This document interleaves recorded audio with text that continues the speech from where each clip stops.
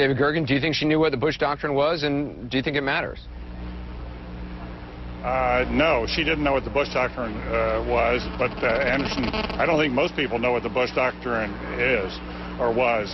You know, we don't normally talk in the press. I must say I'm on this one, I'm sympathetic to her because, you know, we don't ordinarily use that as a shorthand, and we haven't in a long time. We talk about the preemptive doctrine of George Bush, but we don't normally, you know, I think as citizens or as journalists go around talking about, quote, the Bush Doctrine. So on that one, I have to say, I don't think that was. I think it would be unfair to conclude that she brought a sense of ignorance to the question.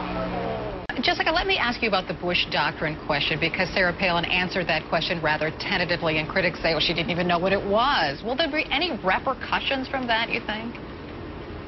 Well, she did seem hard-pressed to answer it, and that has become one of the leads of many of the morning newspapers, focusing on that aspect of the interview. So it's certain to get some attention. The question is, given that many Americans themselves don't know what the Bush Doctrine is, and that McCain would be the president, not Bush, were Palin the VP, it's unclear how much of a fallout that would be, that the question and answer would have. I mean, I think, first of all, that in rural Missouri, where I grew up, they are not going to wake up tomorrow morning over their Rice Krispies and say, she doesn't know what the Bush Doctrine is. Exactly. I just don't think that's how these things play, the totality of these things play. What we choose to pull out plays.